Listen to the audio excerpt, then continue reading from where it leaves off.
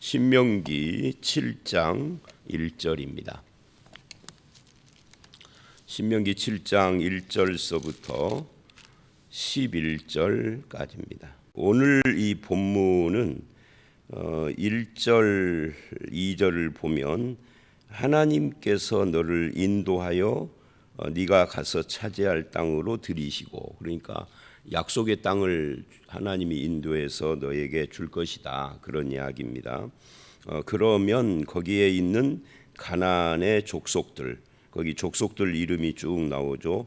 헷 족속, 기르가스 족속, 아모리 족속, 가나안 족속, 브리스 족속, 히위 족속, 여부스 족속. 그래서 이거를 뭐라고 하느냐면 가나안 7족이다, 그렇게 말을 하는 겁니다.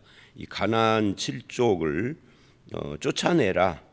그들이 너보다 많고 힘이 센 7족속인데 쫓아내야 한다. 그러면 여호와께서 그들을 너에게 넘겨주어서 치게 하고 진멸하게 될 것이다. 어떤 언약도 그들과 하지 말아라. 그들을 불쌍히 여기지도 말아라 하면서 이런 이야기를 5절까지 쭉 합니다. 그러니까 1절로 5절은 이스라엘 백성이 해야 할 일들에 대한 이야기예요. 1, 2절 하나님의 인도에 순종을 해야 한다. 그리고 7족속, 즉 세상에 있는 이 세상 사람들, 하나님의 백성이 아닌 이 세상과 언약을 하지 말고 그들의 유혹을 물리치고 그들을 완전히 쫓아내라. 그리고 진멸을 해라, 이렇게 이야기를 합니다. 쫓아내고 진멸을 해야 하는 이유는 그들과 언약을 하면 안 되니까. 불쌍히 여기지도 말라. 하나님은 사람을 불쌍히 여기는 분인데도 이 가나안 7족속은 불쌍히 여기지 말고 완전히 진멸을 하고 쫓아내라, 이렇게 말하는 이유가 뭐냐면 바로 이 언약의 문제입니다. 언약의 문제는 혼인, 즉 결혼 문제죠. 왜? 이스라엘은 하나님과 언약한 백성이기 때문에. 그러니까 A하고 언약을 해놓고 B하고 또 언약을 하면 안 되잖아요. 양다리 걸치기. 그러니까 A하고 결혼을 했는데 B하고 또 사귀고 결혼을 또 해. 말이 안 되는 이야기죠. 그게 영적 간음인데 그런 것을 지금 경계한. 너는 하나님과 언약한, 하나님과 언약하고 혼인한 백성인데 가나안 7족속을 쫓아내지 않으면, 그들과 언약을 하고 혼인을 하게 되면 무슨 문제가 생기냐면 그들이 섬기는 신을 네가 따라 섬겨. 그래서 하나님과의 이 언약 관계가 깨지는 거죠. 그래서 그것을 4절에서는 유혹이라고 말을 하고 5절에서는 오직 너희가 그들에게 행할 것은 이러하니 제단을 헐며 주상을 깨뜨리고 목상을 찢고 조각한 우상들을 불살라라. 그러니까 1절로 5절은 결국 철저하게 가나안 7족속들을 배제시키고 저들을 진멸하고 그들에게 물들지 말아라 하는 이야기예요. 이게 앞부분이죠. 그리고 마지막 부분은 11절, 그런즉 너는 오늘 내가 내게 명하는 명령과 규례와 법도를 지켜 행할지니라. 그러니까 성민으로서 해야 할 일들을 지금 말을 해요. 이 11절은 오늘 말씀의 결론 부분이기도 하지만 내일 말씀 12절 이하하고 연결을 해서 성민으로서 해야 할 일들이 하나님의 명령, 규례, 법도를 지켜 행하는 것이다 하는 이 말씀의 서론이라고 할 수도 있어요. 그런데 오늘 말씀만 가지고 한정을 하면 1절로 5절과 11절은 이스라엘이 해야 할 일들을 말하는 거예요. 1절로 5절은 가나안 족속을 철저히 쫓아내고 진멸하고 그들의 유혹에 넘어가서 혼인하지 말고 언약도 하지 말라. 완전히 그들의 우상을 다 깨뜨려라.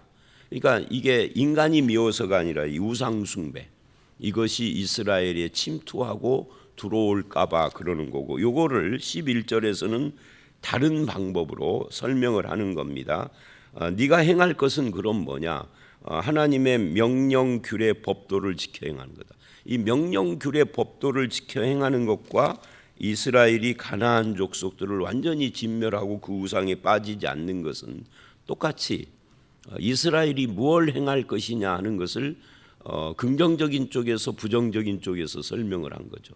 1절로 5절은 부정적인 쪽에서 설명을 하고 11절은 긍정적인 쪽에서 하나님의 명령을 그 법도를 지켜 행하는 것으로 말을 하는데, 이제 이렇게 양 사이드에다가 우리가 행해야 할 것을 이야기를 해 놓고 가운데 6절서부터 10절은 왜 그렇게 해야 하느냐, 왜 가나안 족속을 다 진멸을 해야 되느냐, 어린 아이도 있고 부녀자도 있고 연약한 자들도 있고 그러는데 왜 그렇게 해야 하는, 이 잔인한 거 아니냐 하는 그런 의문 또는 질문에 대한 답변을 하는 겁니다. 그래야 하는 이유에 대해서.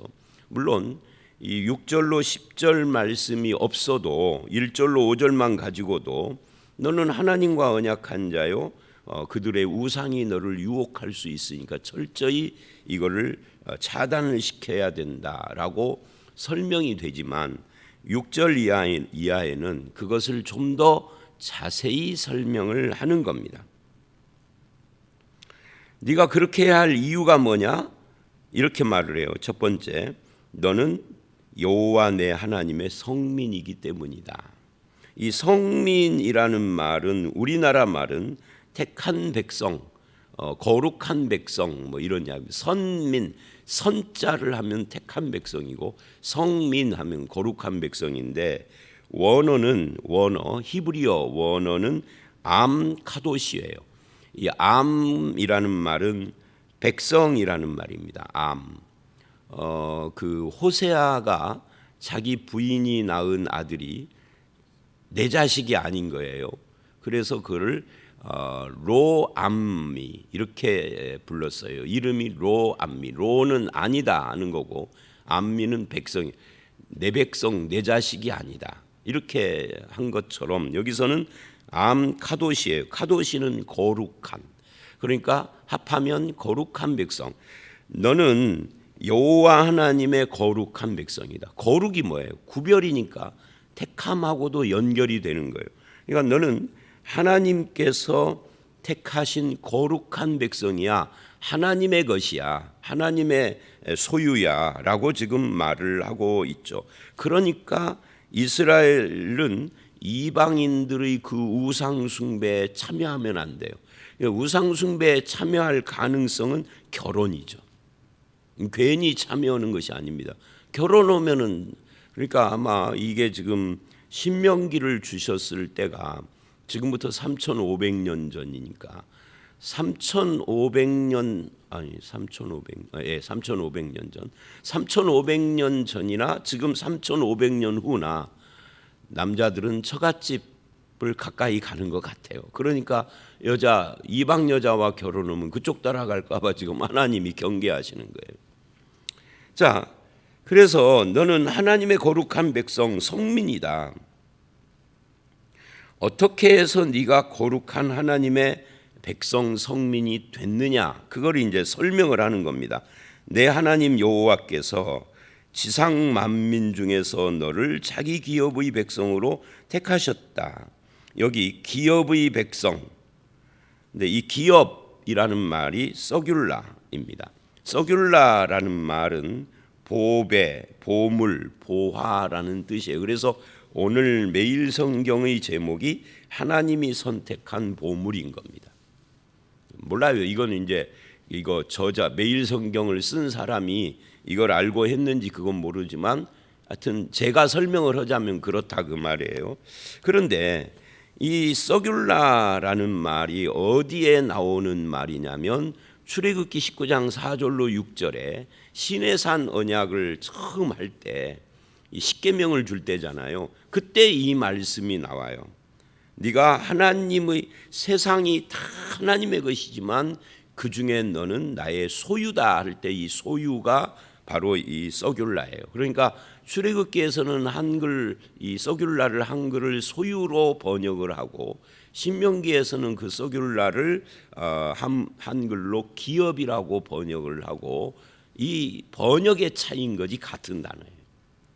그러니까 시내산 언약의 핵심이거든요, 이게. 그러니까 이렇게 시내산 언약 출애굽기 19장 4절로 6절을 아는 사람이 이 신명기 7장 6절을 보면 금방 이해가 돼요. 출애굽기에서는 세상이 다 내 거다 이렇게 이야기를 하거든요. 세상이 다 내 거다. 근데 신명기에서는 지상 만민 중에서라고 해요. 비슷한 이야기죠. 지상 만민 세상. 세상은 범위가 크잖아요. 세상이 내 소유다, 내 거다. 근데 그 중에서 너이니까 세상 중에서 나는 뭐예요? 점도 아니죠, 점도. 점 찍기도 어려울 정도로 아주 미약한 그런 존재잖아요. 그런데 그런 너를 이렇게 택했다라고 하는 겁니다. 그래서 너는 나의 서귤라 보배다. 기업의 백성이다. 그렇게 너를 택했다. 누가? 하나님께서. 그러니까 이걸 이제 저는 우리 교회에서 옛날에 이 신명기 설교할 때 이렇게 설명을 했어요. 사진을 찍으면 사진을 찍는 가장 기본적인 방법이 펜 포커싱, 아웃 포커싱이라는 게 있어요. 펜 포커싱이라는 것은 찍으면 전체가 쫙 다 나오는 거예요. 선명하게 그렇게 찍는 거예요. 근데 아웃 포커싱은 뭐냐면 한 사람에게 딱 초점을 맞추면 주변이 싹 다 흐려지는 거예요. 그래서 인물 사진을 사람을 이쁘게 보이게 찍으려면 아웃 포커싱으로 그 사람 얼굴에다 초점을 맞춰서 나머지가 희미해지게 찍으면 이쁘게 나오죠. 그런데 그 사람이 어디에 있는지는 몰라요. 그렇게 되면 여기가 어디지? 실내 같은데 아니면 어디 꽃밭 같은데 어딘가는 모르는 거예요. 다 흐릿해졌으니까. 그런데 펜포커싱으로 찍으면 전체가 다 나오니까 이게 서부중앙교회 예배당이네. 이거 놀이동산이구나. 그런 걸 다 아는 거죠. 그래서 무엇을 목표로 사진을 찍느냐에 따라서 찍는 것이 달라지거든요. 그러니까 여기서는 지금 그 아웃 포커싱. 그러니까 세상 지상에 만민이 있지만 지금 지구에 몇 년 전에는 지구 인구가 75억이라고 그랬는데 지금 80억이랍니다. 그러니까 우리나라는 저출산으로 인구가 줄어들고 있는데 어디서는 어마어마하게 막 폭주를 하고 불어나고 있는 거예요. 주로 가난한 나라 그리고 이 이슬람 이쪽에서 그러는 거죠. 막 늘어나는 겁니다. 그러니까 그 80억 인구 중에 우리는 어떤 존재냐 할 때 나는 존재감 자체가 없죠. 80억 중에 1억이라고 해도 존재감이 없는데 우리나라가 5천만인데 5천만 명 중에 내가 뭐 어떤 존재겠어요? 아무것도 아니죠. 서부중앙교회 교인들이나 우리 교회 목사님 하지 5천만 중에 나는 존재감이 거의 없는 존재죠. 누가 알겠어요? 내 이름을, 내 얼굴, 내 이름을. 몰라요. 근데 그걸 5천만이 아니라 80억이라고 생각을 해보십시오. 그야말로 우리는 그냥 개미 한 마리 정도의 존재감밖에 없는 겁니다. 그런데 하나님은 이러는 거예요. 그런 너를 내가 딱 찍었단 말이죠. 성민, 너는 내 것이다라고. 나의 기업, 즉 서귤라 보배다라. 내가 선택한 보배라고 너를 내가 그렇게 택하였다. 내가 너를 그렇게 택했으니 이게 이제 결혼입니다. 하나님과 우리의 결혼. 구원은 그래서 결혼인 거예요.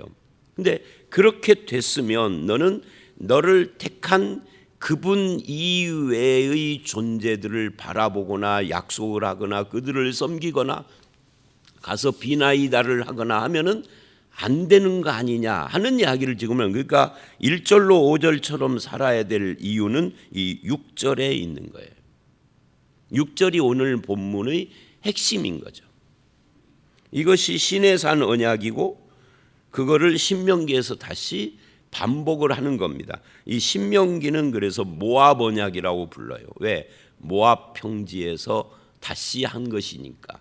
시내산 언약은 시내산에서 한 거고요. 그 차이입니다. 시내산 언약은 출애굽기, 모압 언약은 신명기입니다. 자, 그런데 그러면 이런 질문이 나오는 거죠. 하나님께서 나를 지상 만민 중에서 택하신 이유가 뭐냐?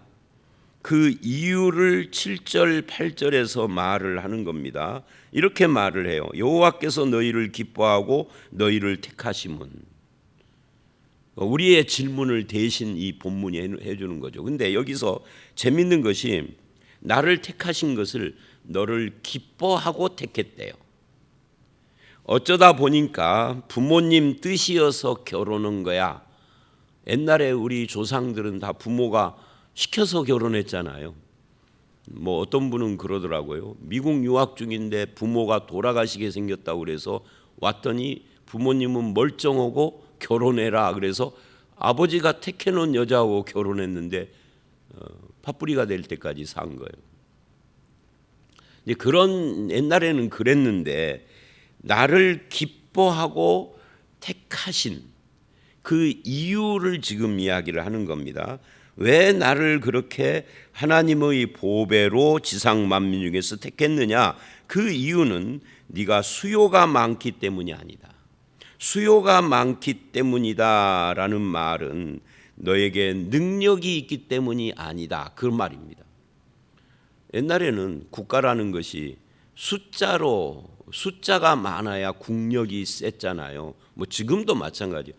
우리나라가 아무리 잘 나가도 인구가 5천만밖에 안 되니까 일본은 1억 2천만인데 게임이 그 국력에서 게임이 안 되고 중국은 14억이니까 이게 게임이 안 되는 거예요. 국력에서. 미국은 막 국가 적자가 어마어마하게 많은데도 미국은 그 기축통화 달러가 있고 그리고 인구가 3억이 넘어. 그러니까 우리나라하고 다른 거죠. 그러니까 이런 거예요. 너희를 기뻐하고 택하시는 이유는 네가 수요가 많기 때문이다. 이 말은 너가 능력이 많기 때문이다. 근데 그게 아니고 수요가 뭐예요?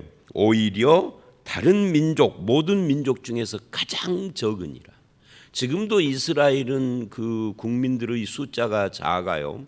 이스라엘 현재 전쟁을 하고 있는 이스라엘은 거기 속한 국민이 한 900만 된다고 그래요. 900만. 우리는 5천만도 적은데 900만이면은 진짜 적죠. 근데 고대 세계에는 더 그랬죠. 이때는 몇 만이었죠? 신명기 때는 200만에서 300만 그랬어요. 그러니까 아주 작은 거예요.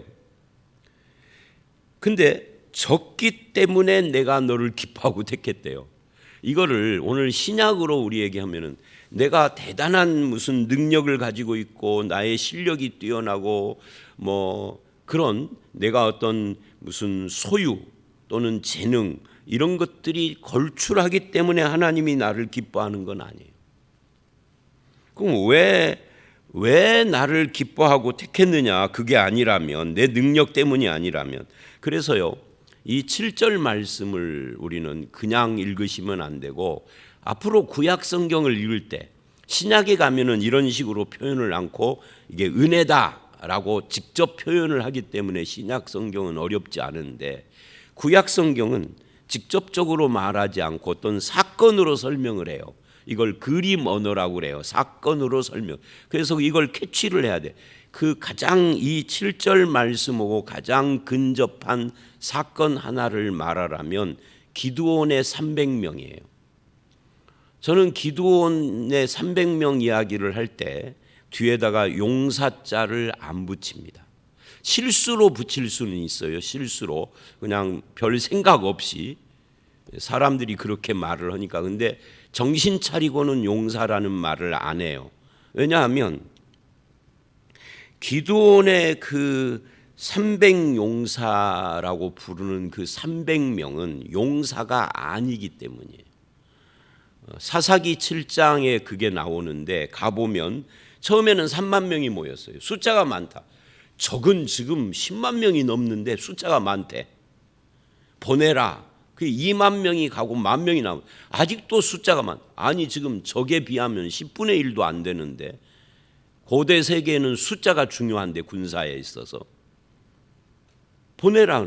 그래서 1만 명이 남았는데 1만 명도 많다. 그래서 시냇가에서 물 먹는 것을 보고 또 택해요. 엎드려 먹는 놈, 떠서 먹는 놈. 엎드려 먹었다, 떠서 먹었다에다가 초점을 맞춰서 이 사사기 7장을 설명을 대부분 목사님들이 하는데 그건 성경 잘못해서 그러는 겁니다. 왜? 왜냐하면 뭐 노재성 목사가 뭐 나만 성경을 잘 보는 것이 아니라 성경 자체가 설명을 하니까 사사기 7장을 가보면 설명을 해요. 왜요? 왜 하나님께서는 엎드려 먹는 사람, 떠서 먹는 사람 중에 300명을 택했느냐 하면 숫자가 작으니까. 일부러 작은 쪽 300을 빼고 9,700명을 뽑으면 아무리 숫자가 적어도 그래도 9,700명이잖아요. 적에 비해서 10분의 1도 안 되지만 그래도 9,700명. 근데 300이면 300 가지고는 아무것도 할 수 없어. 10만 명 대 300명 도망가야지. 그런데 이겼어요. 그걸 하나님은 말씀을 하시는 겁니다. 그러면 이 승리는 누구의 승리인 거예요? 300명의 승리가 아니라 하나님의 승리인 거죠. 그게 사사기서의 7장을 읽어보면 뚜렷이 나오는데 우리는 이게 성경을 들음풍월로 목사들이 설명해 준 잘못된 설명 들음풍월로 찌들어져서 그냥 300 용사해버리고 찬양도 가사를 그렇게 만들어내고 막 그러거든요. 지금 그 이야기 기드온의 300명 이야기의 원조가 지금 이 7절입니다. 기드온뿐만이 아니라 구약 성경에는 항상 하나님은 사람에게 능력이 없고 숫자가 적고 재주가 없고 그런 쪽을 택하셔서 쓰시는 거예요. 뭐 하려고? 하나님이 하셨다는 것을 드러내려고. 신약으로 말하면 하나님의 은혜다라는 것을 말하려고. 제가 지난 주간에 정읍에 가서 계시록 강의를 할 때 이런 말을 했어요. 하나님께서 나를 목사로 세우셔 서부중앙교회 세우신 이유는 내가 카이스트 박사가 아니기 때문입니다. 서울대를 안 나왔기 때문에 하나님이 저를 목사로 여기에 세우신 겁니다. 왜? 카이스트나 서울대를 나왔거나 미국 유학을 갔다 온 사람이라면 역시 사람들이 그래요. 역시라고. 그런데 카이스트도 서울대도 미국 유학도 안 갔다 온 사람을 세웠는데 목회가 잘 되면 쟤는 뭐 뭘로 목회를 했는지는 모르는데 하나님이 하셨을 거야. 이렇게 된다고요. 바로 하나님은 그 후자를 원하시는 거예요. 하나님이 하셨다. 하나님의 은혜다. 인간의 능력이 아니라 하나님의 능력이다. 이걸 말하기 위하여서 하나님이 사람을 세우는 거예요. 그래서 예외적으로 카이스트 서울대 미국 유학파를 예외적으로 세우는 경우가 있지만 대부분은 아닌 거예요. 그럼 여러분은 목사만이 아니죠. 이건 목사에게만 해당되는 이야기가 아니라 모든 믿는 자에게 여러분은 여러분이 뭐가 능력이 없다, 가진 것이 없다, 재주가 없다 이건 말할 필요가 없어. 하나님 다 아시고 부르신 거예요. 여러분이 재주, 능력, 소유가 없어야 하나님이 하셨다가 더 잘 드러나. 그러니까 겸손하셔야 돼. 자꾸만 나는 없다, 부족하다를 말하는 사람은 교만한 거예요. 내가 가진 재주, 능력으로 뭔가를 할 줄로 아는 교만인 거죠. 실제로 여러분은 재주도 능력도 소유도 별로예요. 근데 하나님이 그래서 여러분을 택하신 거예요. 이것이 신앙의 긍정인 거죠.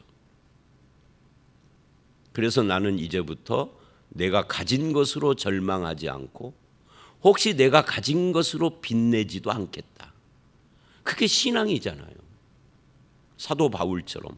사도 바울은 그야말로 가진 것이 많은 카이스트 출신 같은 사람이에요. 그 당시에 가말리엘 문화라는 것은 서울대 박사 과정이 아니라 박사 후 과정을 한 사람이에요. 그런데 사도 바울이 뭐라고 합니까? 빌립보서에서 내가 그 모든 것을 배설물로 똥으로 여기고 그리스도를 붙잡았다. 이게 신앙이잖아요. 그러니까 설령 내가 가진 것이 많아도 하나님 앞에서는 그게 아무 의미가 없다. 이렇게 고백을 하는 것이 7절인 겁니다. 실제로 없으면 없다는 타령하지 않는 것이 7절인 겁니다. 왜? 하나님이 하시는 거니까. 수요가 적으니까 오히려 너를 택했다. 그러면 수요가 적은데 왜 나를 택했느냐? 8절 다만 너를 사랑하심으로 말미암아.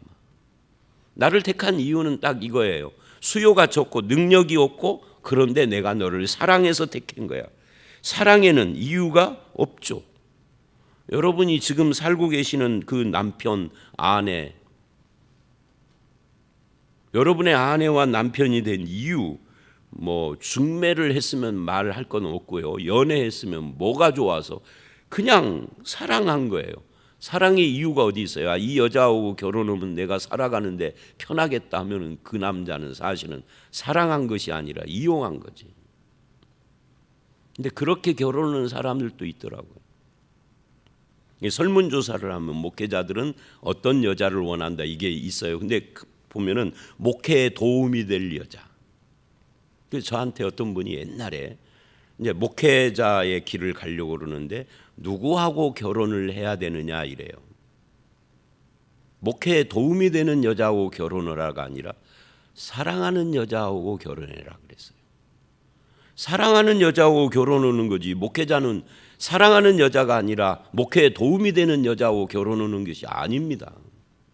사랑에는 이유가 없는 거예요. 이유가 있으면 이용하는 거지 사랑이 아닌 거예요. 하나님이 다만 너를 사랑하심으로 말미암아. 왜 나를 사랑했냐? 이게 지금 순차적이에요. 왜냐하면 너희 조상들에게 맹세, 약속하신 것을 지키려고. 그래서 너희를 인도하여서 그 종되었던 집 애굽 왕 바로의 손에서 속량했다.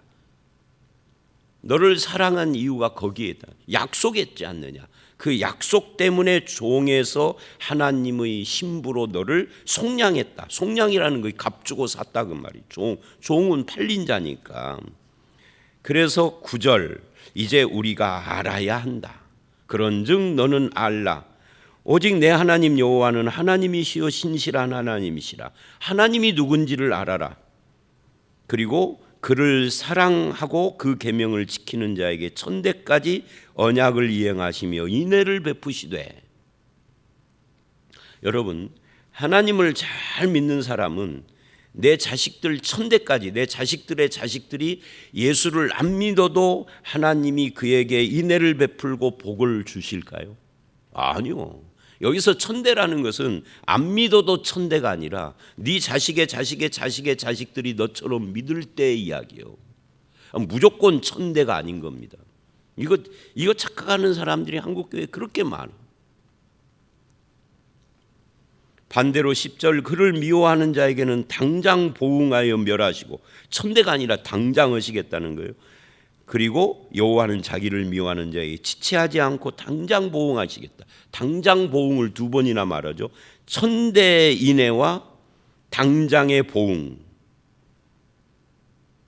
그래서 하나님은 누구신지를 알아라 하고 오늘 본문을 마무리한 겁니다. 그래서 오늘 본문은요 1절로 5절 11절에 우리가 어떻게 살아야 될 것인가, 그렇게 살아야 될 이유가 뭐냐, 너는 지상 만민 중에서 자기 기업으로 하나님이 너를 택한 성민, 하나님의 거룩한 백성이라. 택한 이유는 뭐냐? 기뻐하시기 때문이고 수요가 많기 때문이 아니다. 적은데 사랑해서 택했다.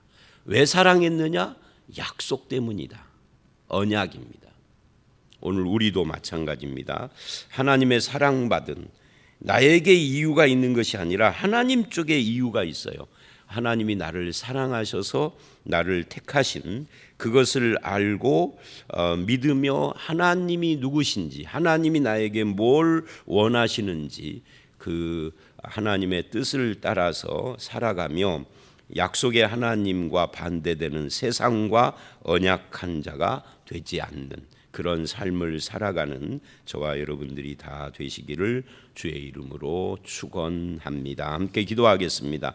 하나님 아버지, 우리가 행할 것을 이야기를 하며 세상과 약속을 하고 세상의 유혹에 빠져서 혼인을 하고 또 하나님의 말씀을 불순종하여 당장의 보응을 받는 어리석은 삶이 아니라 하나님을 사랑하는 자, 하나님의 법도와 규례와 명령을 지켜야 되는 그런 이유가 무엇인지를 알았습니다. 우리가 하나님의 성민이요 지상 만민 중에서 자기 기업으로 나를 택하시고 기뻐하신 하나님 때문인 것도 알았습니다. 내 능력 때문도 아니고 내가 가진 것이 많기 때문이 아니라 나를 사랑하신 하나님을 나도 사랑하는 삶 살아갈 수 있도록 우리의 앞길에 함께하여 주시옵소서. 예수님 이름으로 기도드렸사옵나이다. 아멘.